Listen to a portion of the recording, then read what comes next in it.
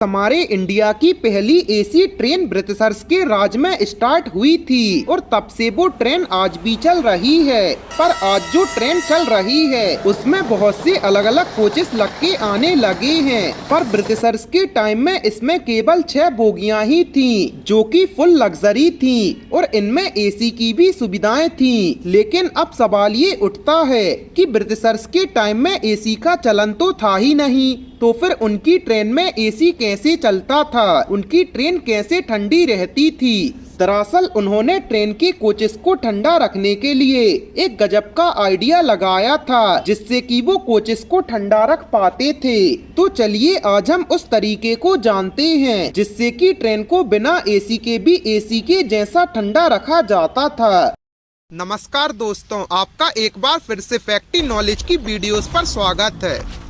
इस ट्रेन में AC coach की शुरुआत आजादी से पहले हुई थी। अंग्रेजों के जमाने में ये ट्रेन सबसे लग्जरी ट्रेन हुआ करती थी और इस ट्रेन में सबसे खास बात ये है कि आजादी से पहले की ये ट्रेन आज भी पटरी पर दौड़ रही है और इस ट्रेन का नाम कई बार बदला गया है। और ये ट्रेन अपने समय को लेकर बहुत ज्यादा पाबंद थी।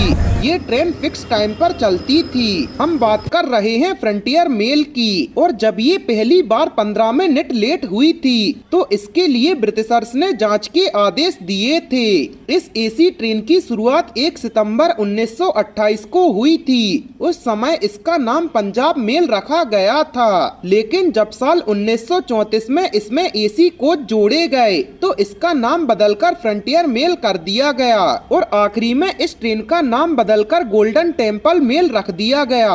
अब इस ट्रेन को एसी वाला तो कर दिया था, लेकिन उस समय एसी जैसी कोई भी चीज होती ही नहीं थी। तो ऐसे में कोच को ठंडा रखने के लिए बोगियों के नीचे बर्फ की सिल्लियां लगाई जाती थीं और इसके ऊपर पंखे को चलाया जाता था। बर्फ की वजह से यात्रियों को ठंडक महसूस होती थी और सफर के दौरान बर्फ पिघल जाते थे, इसलिए रास्ते में अलग अलग स्टेशनों पर बर्फ की सिल्लियां दोबारा भरी जाती थीं और बर्फ की सिल्लियां किन किन स्टेशनों पर बदली जाएंगी ये पहले से ही तय होता था। और उस समय फ्रंटियर मेल को चलाने वाले अधिकतर लोग ब्रिटिशर्स होते थे और क्योंकि ये ट्रेन आजादी और बंटवारे से पहले चलती थी, इसलिए वो मुंबई सेंट्रल से अमृतसर तक जाने के लिए पाकिस्तान के लाहौर और अफगानिस्तान से होते हुए गुजरती थी। ये ट्रेन उस वक्त देश की सबसे तेज चलने वाली ट्रेन मानी जाती थी और अगर किसी को टेलीग्राम भेजना होता था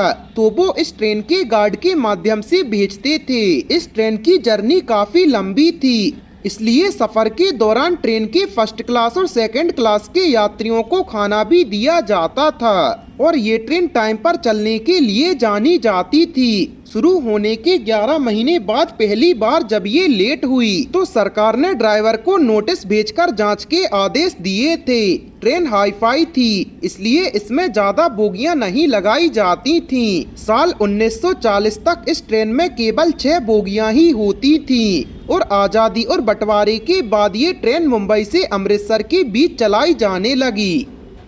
गाइस, आपका इस ट्रेन के बारे में क्या राय है, हमें कमेंट सेक्शन में जरूर बताएं और ऐसी ही अमेजिंग फैक्ट्स के लिए अपने चैनल को सब्सक्राइब करें।